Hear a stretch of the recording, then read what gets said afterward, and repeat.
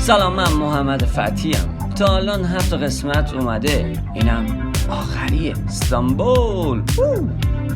ممنونم تا اینجا اومدی رفیق. میدونی که عاشقتم من ها؟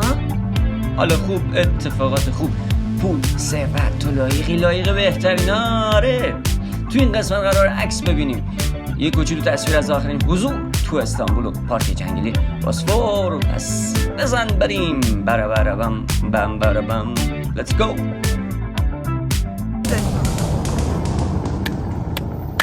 اومدیم پارک جنگلی، برو بریم ببینیمش.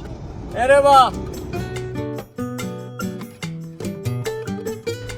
شنیدی میگن زندگی تو این دنیا مثل یه کتابه که با هر سفری که میری یه صفحشو پر میکنی. از تجربه، از احساس، از دوستی های جدید، آشنایی با فرهنگ و آداب و رسوم اونجا. خدا رو شکر میکنم که فرصت زیبای سفر کردن رو دارم و خوشحالتر که این توانایی رو دارم که این زیبایی ها رو در عین تجربه با شما، با دنیا به اشتراک بذارم تو هر کسی به اندازه وسع باورش استفاده کنم، بزرگتر بشه و کلی خواسته های جدید توی دلش ایجاد بشه. همیشه این شعار رو داشتم و دارم که میگم شاد زندگی کن و کمک کن که دنیا جای بهتری، زیباتری برای زندگی تبدیل بشه.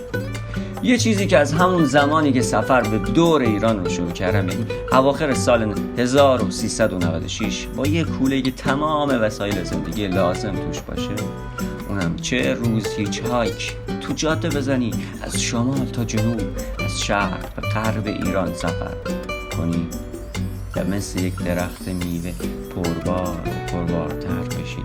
میدونی تو دلم بود سفرنامه بنویسم. سفرنامه میتونه تصویری باشه، میتونه نوشتاری، میتونه صوتی، تصویر، صدا، ولی وقتی همه اینا باشه و قلمت هم جاریش کنی مثل این وایس، فکر میکنم حواس 6 گانه که هیچ 80 گانه تو درگیر میشه و باعث میشه انگار خود شما داری این تصاویر رو تجربه میکنی، انگار خودت اونجایی و داری قدم میزنی.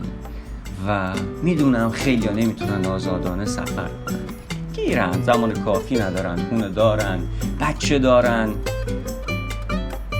بیزنس دارن و ولی من خوشحالم که میتونم این کار رو انجام بدم، یه سهم کوچیکی توی شادی دیگران داشته باشم.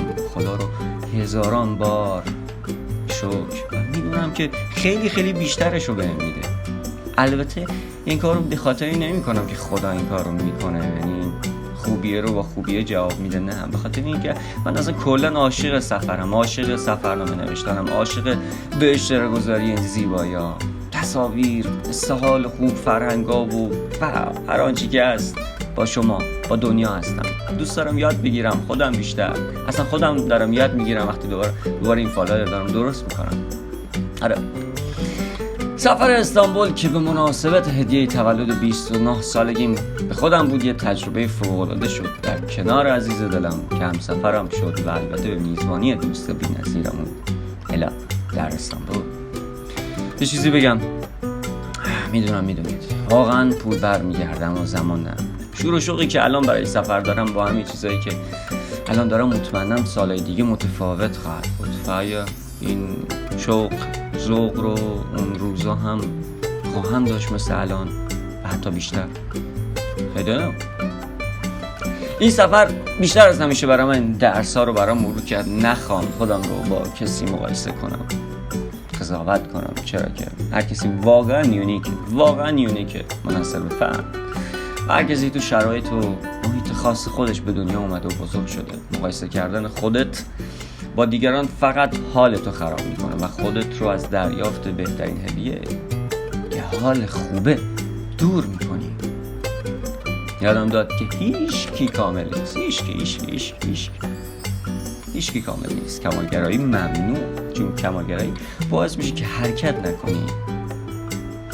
یادم داد این سفر که قدر لحظه هم رو بیشتر بدونم، بیشتر تو لحظه حال بشم، کیف کنم، عشق کنم، عشق بورزم، بی قید شرط خوبی کنم برای خودم نه دیگران، خوبی کنم بدون اینکه انتظار برگشتش رو داشته باشم و بدونم که خدا سر جای درستش و حق خودش تو زمان و مکان مناسبش دستت رو بیشتر میگیره و بالا تر میبره.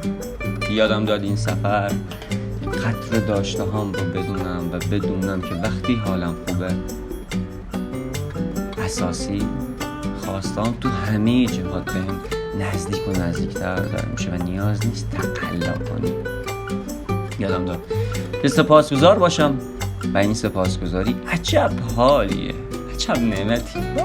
خدای من این سفرم به پایان رسید و مثل هر سفر دیگه آره یه آغاز جدیده. تا سفر بعد، تا ولاگ های بعد شما رو به خداوند منان میسپارم. دوستتون دارم. محمد.